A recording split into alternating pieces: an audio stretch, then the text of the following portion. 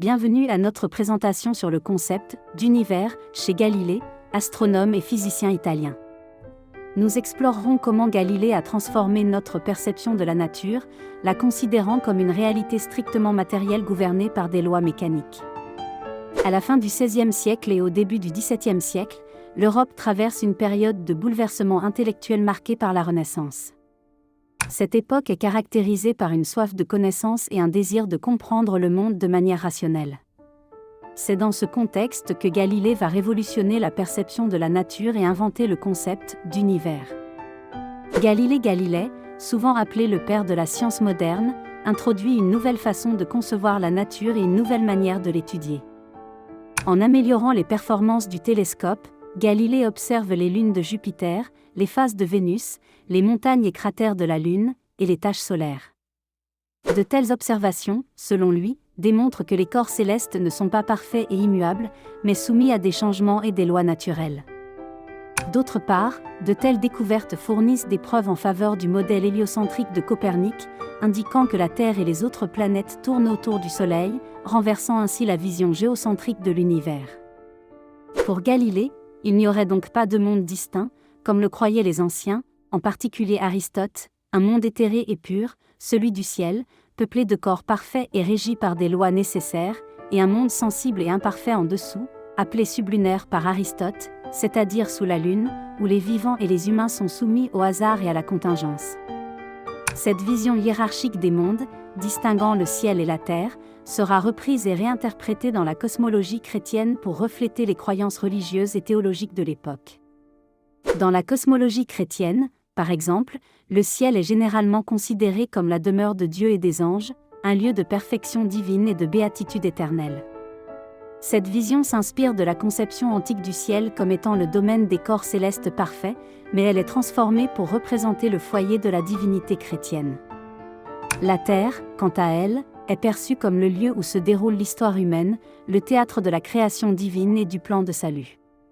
C'est sur terre que les humains vivent, luttent contre le péché et aspirent à la rédemption.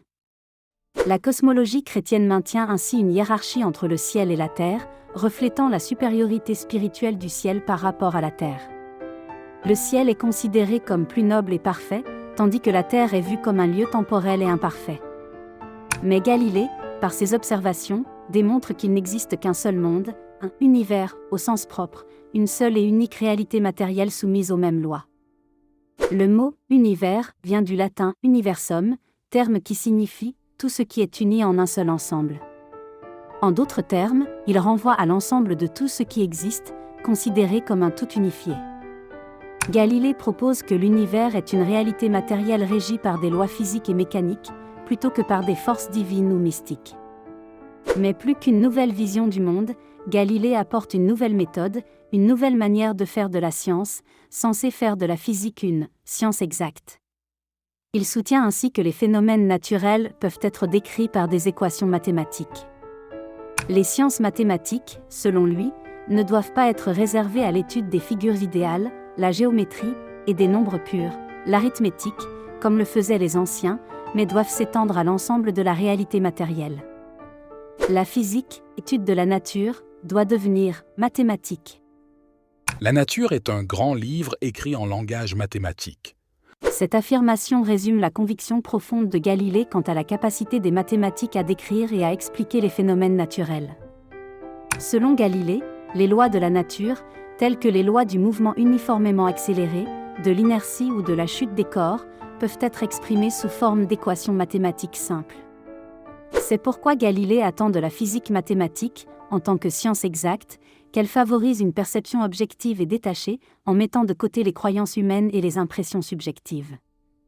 Affirmer que l'eau est froide, que le ciel est bleu ou qu'un paysage est beau n'a aucune valeur en science. De telles descriptions relèvent uniquement de sensations subjectives et variables propres à chaque individu, sans pertinence dans un contexte scientifique.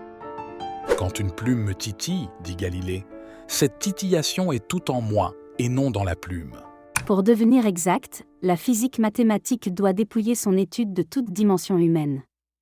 La description froide et objective qu'elle propose de la nature est dépourvue de toute expérience humaine, de toute subjectivité qui pourrait altérer ou brouiller son étude.